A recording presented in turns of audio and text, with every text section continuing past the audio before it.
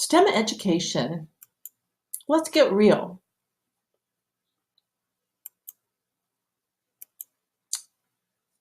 Guess which is better?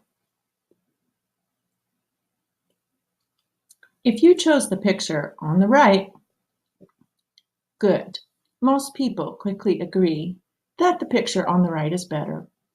However, I'd like the picture more if it showed students experimenting, building, computing, studying maps, drawing, writing, and conversing in their groups.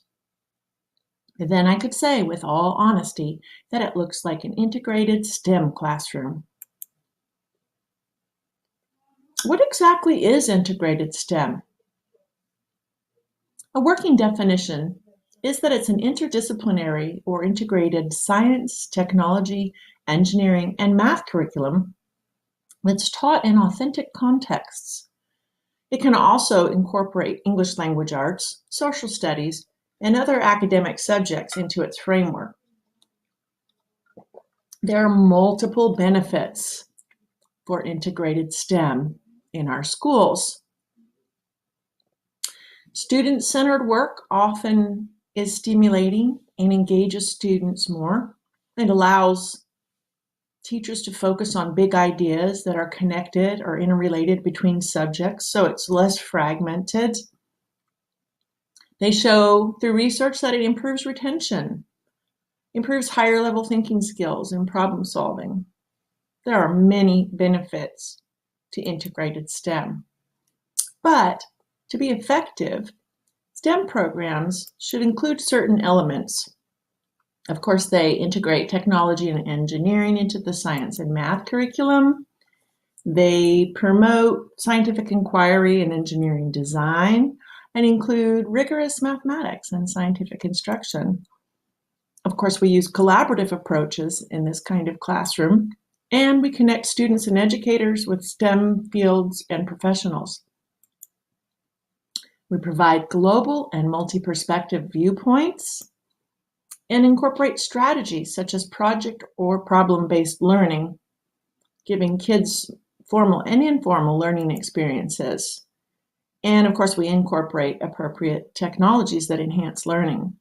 Of particular interest to me out of all of these is that collaborative approaches to learning should be used by connecting students and educators with STEM fields and professionals.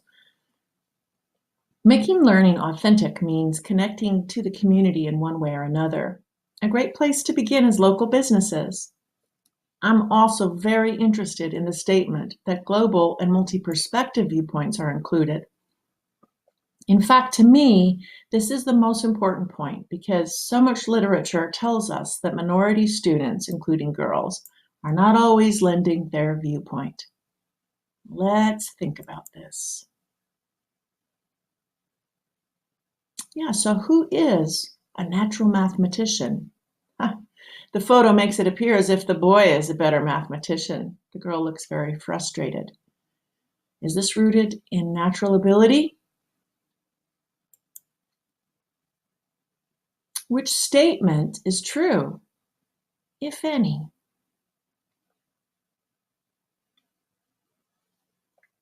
This is a complicated answer. Some would argue that minorities must work hard to understand science, not because they don't have innate abilities to reason about science, but because they've been raised in a culture that assumes that girls, people of color, or others from underserved populations are not bright enough. When a child is raised in a culture where those attitudes permeate the media, their classrooms, and even their homes, they become emotionally and psychologically crippled. Research today shows that all humans are capable of learning and applying mathematical and scientific concepts. All humans. So how is it that the wrong message is getting out? When taken together, the above three scenarios lead us to changes we need in our schools and in our culture. What we must do, we're going to look through these on the next several slides. We're going to dissolve fallacies culture-wide to fix the problem. We're going to encourage all people in STEM subjects and pursuits. We're not going to be selective about that. We're going to make sure to bring in guests and form community partnerships that are going to give examples to our students. We're going to teach them to work smarter and maybe even a little harder. We're going to lift them up with real-world examples of success in unlikely places. We need to shift everybody's thinking. Yes, girls can. Show TED Talks. Provide gender-neutral toys to girls. End racist and patriarchal attitudes so that all humans are greeted with the same promise. We need to dissolve fallacies culture-wide. Just recently, the results of the technology and engineering literacy exam were published, and it actually revealed that girls scored higher than boys in every category, even though fewer girls take technology and engineering courses. That's quite interesting. This means that even though they aren't taking these classes, they still score higher than boys. The report also showed that it still holds true when they are enrolled in classes. These results demonstrate the need to dissolve the gender fallacy surrounding girls, technology, and engineering and help reinforce the value of efforts to close the gender gap, which skews heavily male in the adult workforce. This exam, by the way, was launched in 2014 to be given every 4 years as a part of the National Assessment of Educational Progress, which is also known as the nation's report card. A sample of 15,400 eighth grade students in 600 public and private schools took the 2018 TEL, and that's the one in which girls outscored boys in every category. So, another way to tackle the problem is to dissolve fallacies culture-wide. Any innate psychological differences that may or may not exist between the sexes at birth are then shaped by the things other people say and do, the way we are treated by our peers, parents, and teachers, and how we see them being treated.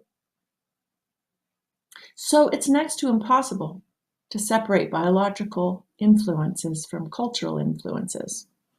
If that's so, then at least we can focus on the cultural influences, can't we? With the world's population made up of half men and half women, just 15 to 25% of people working in STEM are women. And only 1 in 7 engineers is a woman. And just 1 in 50 is an African American woman.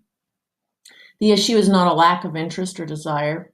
The problem is that many young women and minorities with an aptitude for math and science never explore related fields and never convert to working in them because they are not exposed or encouraged in a way that helps them see what could be possible. This quote is from Corliss Murray. She's a senior vice president of quality, regulatory, and engineering services at Abbott, and she oversees engineering in a $400 million budget at a company with 99,000 employees in more than 150 countries. She is the only African American woman who is a top engineer at a Fortune 500 company. To continue her thoughts, she says, quote, "We need people in powerful positions, educators, policymakers, scientists, to join together to reach girls and minorities early, painting a picture for them of what the future could look like. These are our not so distant future inventors who will create the next life-changing technologies that will be on the shelves in doctors' hands and inside human bodies, redefining what's possible. But," she says, "it takes a village of parents, teachers, and companies to help girls and minorities realize their potential." So we need to encourage all students in STEM subjects and pursuits. An interesting article in the New York Times appeared called "Lost Einsteins, the Innovations We're Missing." It's scary to ponder the ones that we're missing. It turns out that it is income that is a greater factor in who will become a successful inventor and not mathematical capability. I'll give you just a second to read through that.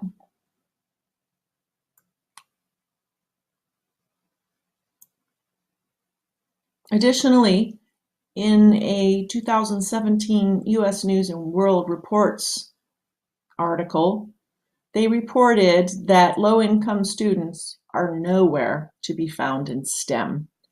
So when we talk about minorities, we should talk about all underserved people, people of low income as well, are not getting equal opportunities, often because they're in poor schools that don't offer equal science and engineering opportunities. We have a huge diversity gap. This situation shown in the graphic hasn't changed much since this was published in 2014. According to an investigative report done by the Tech Republic called The State of Women in Computer Science in 2017, women only earn 18% of computer science bachelor degrees in the United States. I quote from the report here. A confluence of factors prevent women from pursuing and persisting in computer science majors, according to Wendy Dubow, Director of Evaluation and Senior Research Scientist at the National Center for Women in Information Technology. A lack of exposure to computer science and engineering concepts in middle school and high school, well-meaning teachers or parents steering girls away from tech-focused classes, and a general lack of awareness of potential careers in the tech field all contribute to this gap.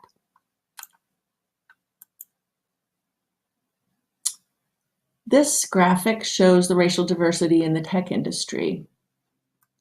Opportunity Insights, a research and policy group from Harvard University, reported recently that racial disparities in income mobility persist, especially for men. Key findings are, 1, the incomes of Hispanic and Asian Americans are approaching those of white Americans over the generations, but those of Black Americans and Indian Americans are not. 2, differences in family characteristics, such as parental marriage rates, education, wealth, and differences in ability explain very little of the Black-white generational gap. And the third point, mentoring programs for Black boys has shown to help improve outcomes for Blacks. We need to bring the real world to life.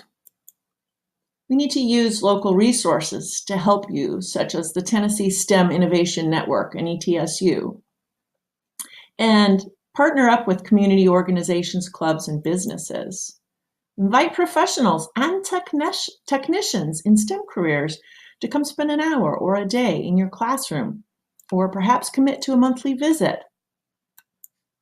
Get involved in politics at all levels, and let your politicians, your employees or your boss, your school board members, site council, PTA, and your neighbors know about STEM education.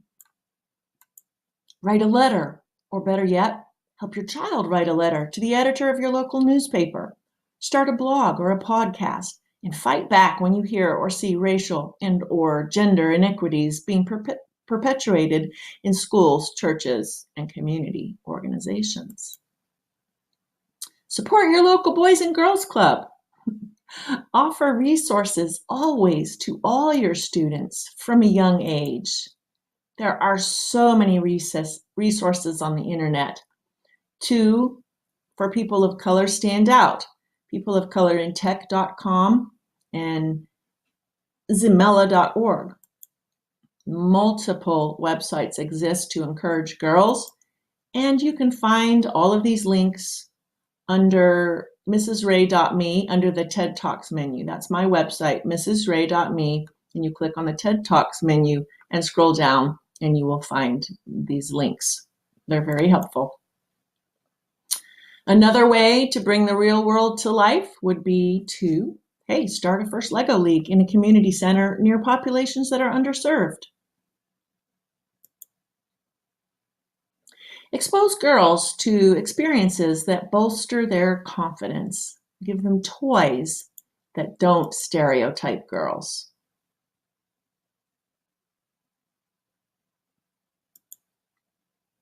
Work smarter and maybe harder. In Stem the Tide by David E. Drew, he says that, quote, intelligence is only one small factor affecting what people achieve. It's a combination of hard work, effective teaching, and a learning environment structured for learning, he says, that supports human achievement. He focuses on the point that students will have to work harder.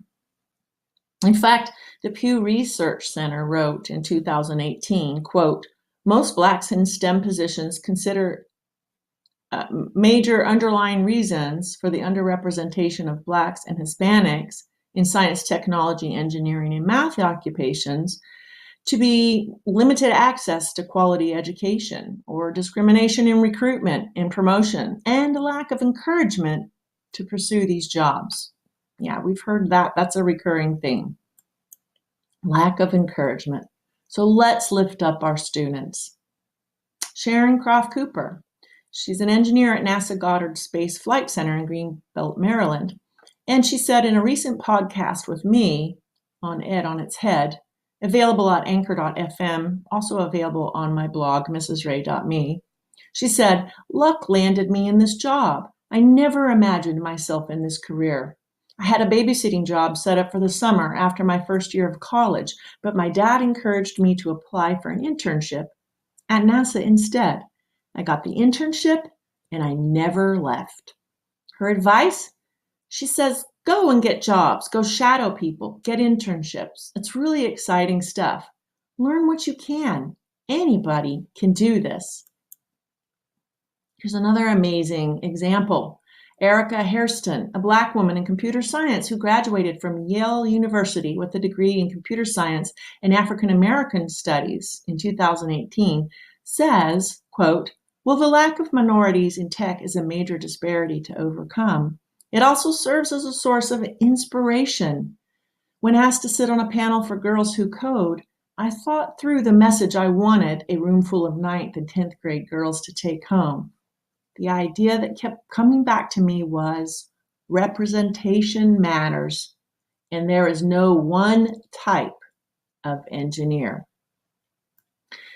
Also about Erica, through her research, she created an app to help people of color find role models in different career paths. Throughout college, she did just what Sharon Cooper suggested. She interned in engineering at top companies like HBO and Facebook as a software engineer, and LinkedIn as a product manager. She created code that reached millions of people and met a few CEOs and CTOs during her internships.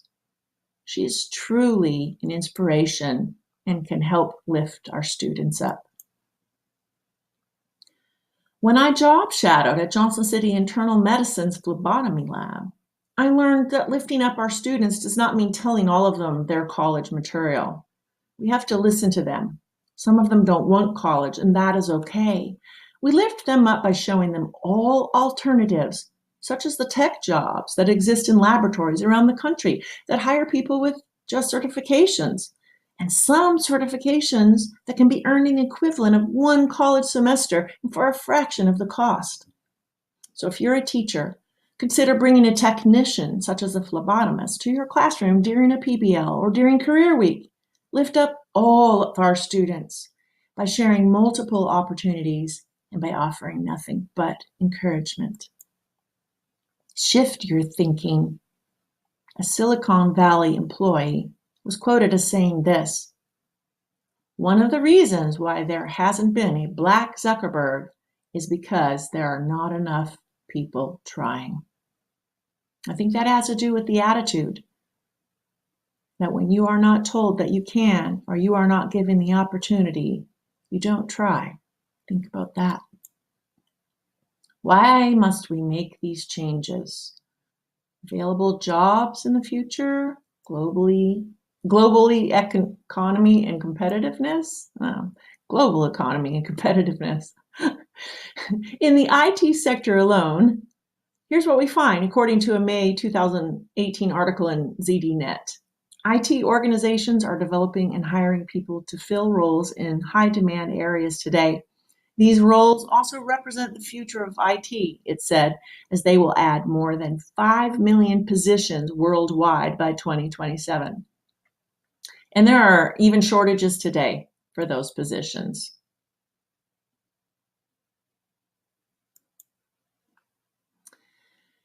I'd like to wrap up by sharing inspiration with you. This is a short collection of books I've found to be super inspirational, and I know they're mostly geared toward female empowerment.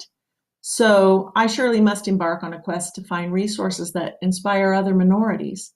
I also have not lost sight of encouraging boys who need to know that they remain capable, even when a girl outscores them. Melinda Gates, from her new book, The Moment of Lift. It's the mark of a backward society, or a society moving backward, when decisions are made for women by men. Diversity is the best way to defend equality. If people from diverse groups are not making those decisions, the burdens and benefits of society will be divided unequally and unfairly, with the people writing the rules ensuring themselves a greater share of the benefits and a lesser share of the burdens of any society. If you are not brought in, you get sold out. And finally, one of the biggest challenges in changing the culture is lifting up the self-image of kids. They've had self-doubt planted in their minds by society, the media, and even members of their own family. There's our theme again. It seems like encouragement has a lot to do with it. Michelle Obama, in her book Becoming. Failure is a feeling long before it becomes an actual result. It's vulnerability that breeds with self-doubt and then is escalated, often deliberately, by fear. If you don't get out there and define yourself, you'll be quickly and inaccurately defined by others. Now, I think it's one of the most useless questions an adult can ask a child. What do you want to be when you grow up? As if growing up is finite, as if at some point you become something and that's the end. Jacqueline Novogratz, in this wonderful book called The Blue Sweater, she says, in any good society, nothing justifies the powerful excluding the powerless from basic opportunities. As our world becomes increasingly interconnected, we need to find better solutions that will include everyone in today's opportunities. Monsters will always exist. There's one inside each of us, but an angel lives there too. There's no more important agenda than figuring out how to slay one and nurture the other. Have you heard? Strong is the new pretty. Here are some quotes from this book by Kate T. Parker. Everyone knows Gabby Douglas, I hope. She says, being strong is pursuing my dream 100% by pushing toward my goal without quitting or giving up. Shonda Rhimes says, let the wind whistle in your hair and whisper to yourself, I can do anything. And Taylor, who's 6, she says, yeah, I'm a little muddy. So what? Thank you for listening to my presentation. Please visit my blog. The shortcut is mrsray.me, or you can access this video at ellieray.com. You'll find links to more resources, podcasts. Thank you so much.